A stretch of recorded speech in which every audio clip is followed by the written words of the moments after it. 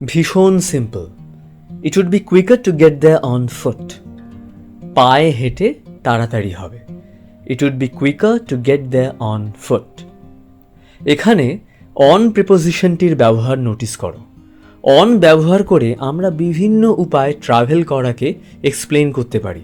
যেমন ধরো, ও 6:30 বাসে আসছে। She is coming in on the 6:30 বাস। ইনের পরে আবার অন দেখে ঘাবড়ে যেও না। কাম ইন আসলে একটি ফ্রেজাল ভার্ব। এই কাম ইন বেশ কয়েকটা সেন্সে ইউজড হয়।